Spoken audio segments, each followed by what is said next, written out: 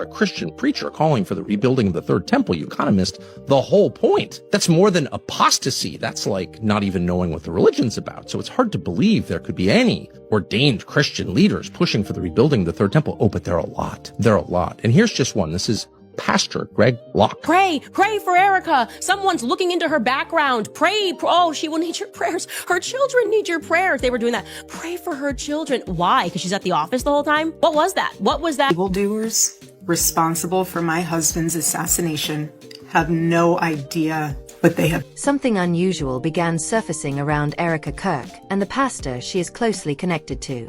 Once people online started digging into the details, the conversation escalated quickly.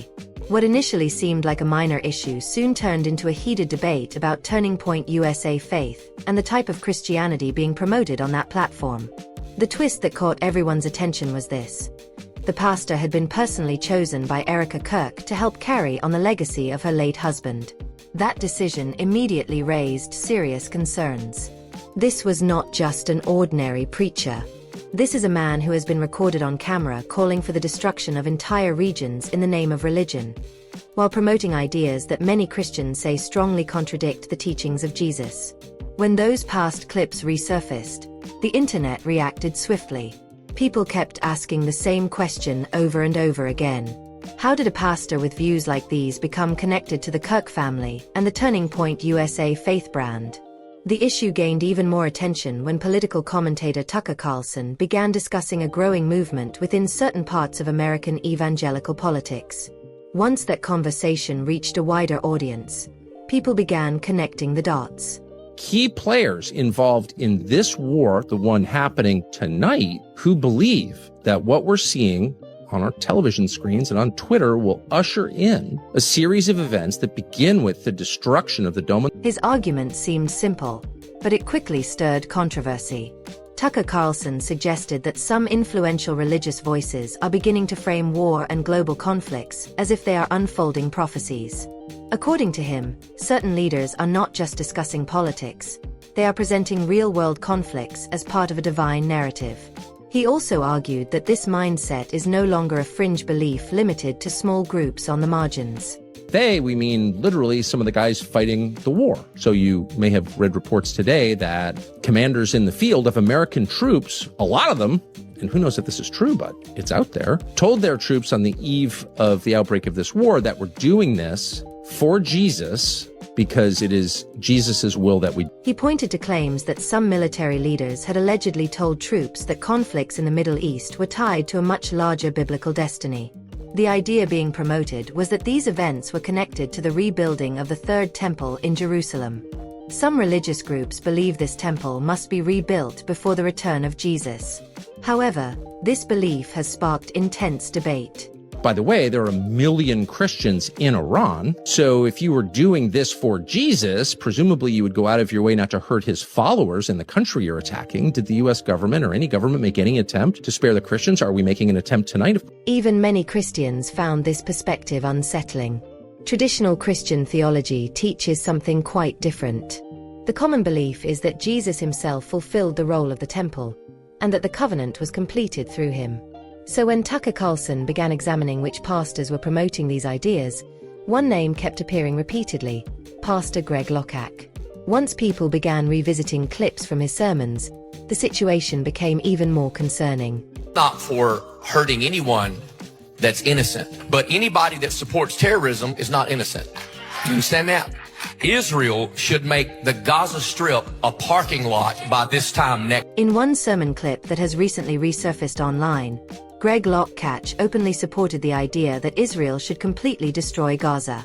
He went even further, suggesting that the entire area should be wiped out so the Dome of the Rock could be removed.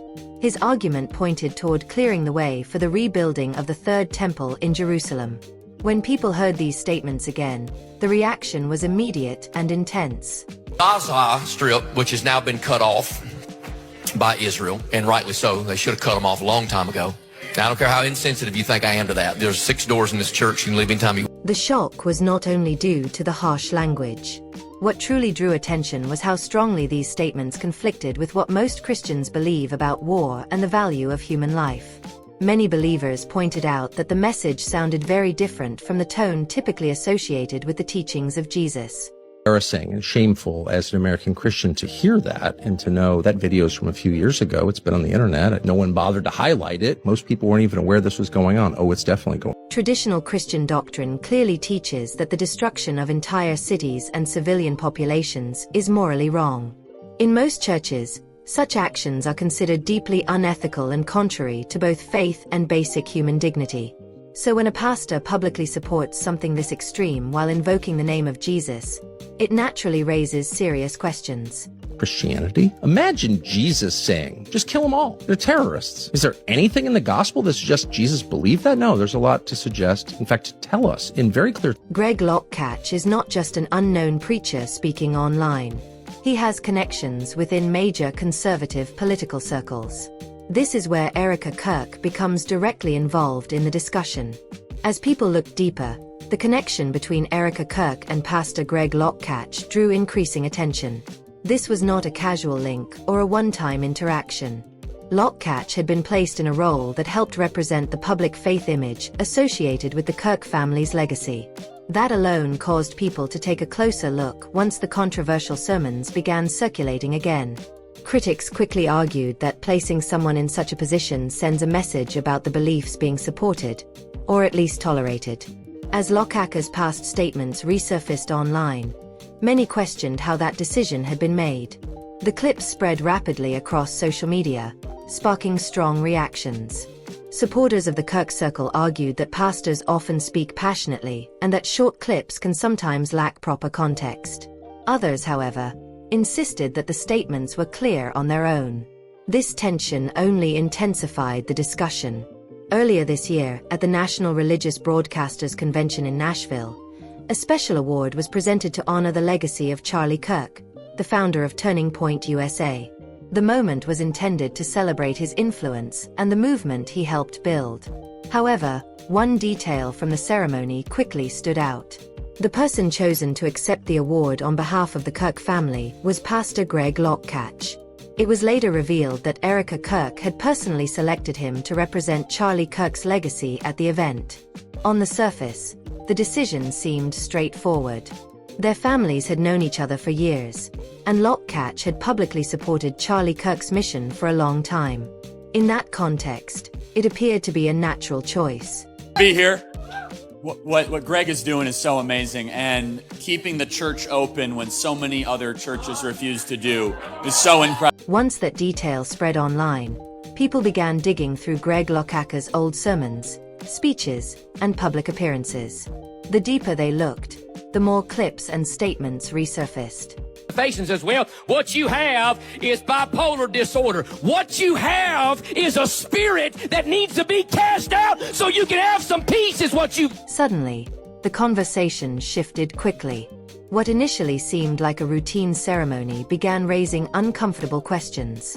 Place right now, if you vote Democrat, I don't even want you around this church. You can get out. You can get out, you demon. You cannot be a Christian and vote Democrat in this nation. I don't care how mad that makes you. You get pissed off as you want to. You cannot be a Christian and vote Democrat in this... Some observers started asking whether this decision revealed something larger within parts of the TPUSA Faith circle.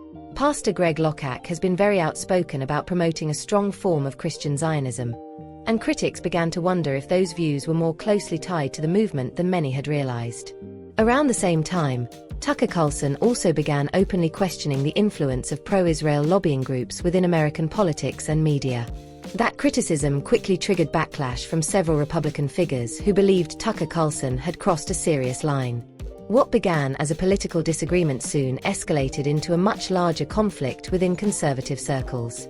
One of the strongest reactions came from Congressman Randy Fine. Enough for Tucker Carlson to a few days ago say every Jew should have to do a DNA test to prove that they were Jewish. It was not enough for him to say that a terrorist should be able to... He did not just push back against Tucker Carlson's comments. He went much further. Randy Fine publicly argued that Tucker Carlson should essentially be excommunicated from the MAGA movement. That word alone drew widespread attention. cancer in this country, it is anti-Semitism, and Tucker Carlson represents it. He is many things, but one thing President Trump and I agree on is he is certainly not. Excommunication is a term most people associate with church history, not modern politics. Hearing it used in a political argument made the situation feel even more dramatic. It also highlighted a growing divide that many believe is forming within conservative politics. On one side are figures who strongly support the Israeli government and believe criticism should be approached very carefully. On the other side are voices who argue that questioning certain policies should not automatically lead to accusations of anti-Semitism. Charlie Kirk himself had spoken about this tension in interviews before his passing. In a conversation with journalist Megyn Kelly, Charlie Kirk explained that he had received messages accusing him of anti-Semitism simply because he refused to distance himself from Tucker Carlson. Question, if we were to remove, like if people said what Tucker said is anti-Semitic, I don't hold that view, but it's like a lot of people on Twitter are like calling us out and like, whatever. That's not gonna happen. But if we were to cancel Tucker, would anti-Semitism increase or The atmosphere around the movement began to feel more tense. What once appeared to be a unified political circle started showing signs of serious internal disagreement. Some voices demanded complete loyalty on certain issues, while others pushed back, arguing that open political debate should still be allowed. This tension placed an uncomfortable spotlight on those connected to the situation. When Charlie Kirk's past comments about the pressure he faced resurfaced, many observers began examining his inner circle more closely. The timing made everything feel even more intense.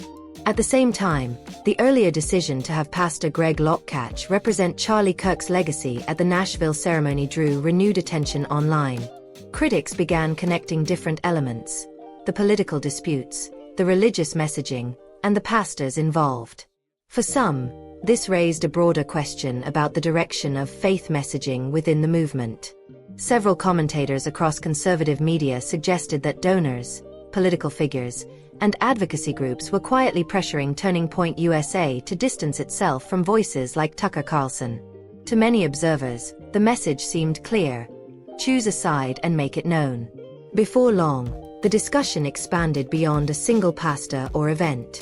It became a wider debate about ideology within parts of conservative Christianity itself.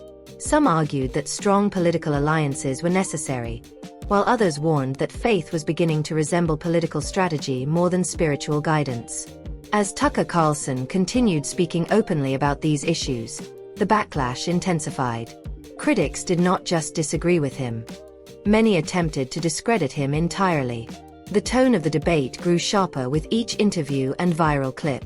Yet, throughout all of this, attention repeatedly returned to Erika Kirk.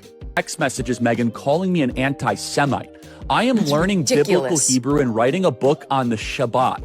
I honor the Shabbat, literally the Jewish Sabbath. I visit Israel. By choosing Greg Lockhart to represent Charlie Kirk's legacy on a national stage, Erika Kirk unintentionally brought this entire controversy into the spotlight. Now, critics are questioning whether Turning Point USA Faith is promoting a version of Christianity that feels more political than spiritual. Some observers also point out that this is not the first time Erika Kirk has faced backlash over the pastors she has chosen to platform. God, like I said, the same way. God use me. God heal my heart. You know my pain. You know the depths of my pain. Walk through this with me. In previous appearances and events, some pastors connected to the same circle had already stirred controversy with fiery sermons and strong political messaging. At the time, the criticism remained limited and did not fully enter mainstream discussion. However, once Greg Lockhart's clips began circulating again, people revisited those earlier moments more closely. Commentators began asking whether these choices were simply based on personal relationships or reflected a broader direction for the movement's faith branch. As a ministry platform grows as large as Turning Point USA Faith, many observers argue that the speakers featured on its stage naturally signal the beliefs being promoted. Supporters pushed back, saying that pastors often speak passionately and that strong opinions do not necessarily represent an entire organization. Still, critics insisted that the pattern of appearances warranted scrutiny. With each resurfaced clip and every new debate across television and social media, The conversation continued to grow rather than fade. Earlier this year, Erika Kirk had already faced backlash after inviting Pastor Greg Laurie to appear on her Make Heaven Crowded tour.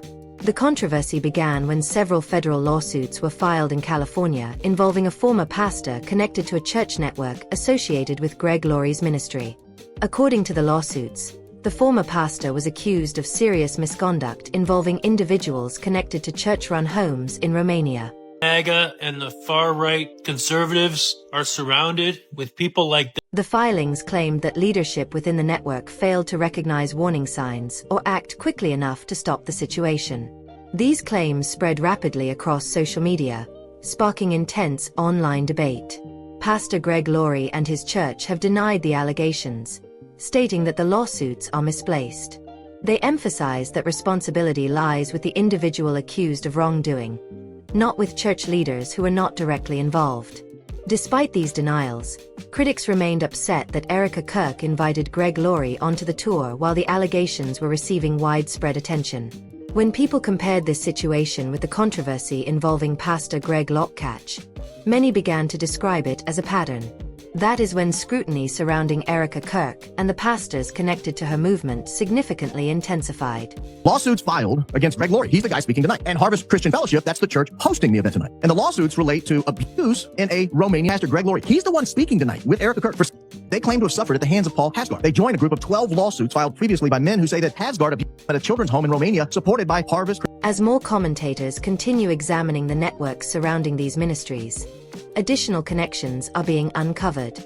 Some observers believe that as these links come together, they could signal the beginning of a much larger struggle over who will shape the future of conservative Christianity in America. If you found this breakdown insightful, be sure to like the video, subscribe to the channel, share it with others, and leave your thoughts in the comments below. Thanks for watching, and see you in the next video. Clapperboard.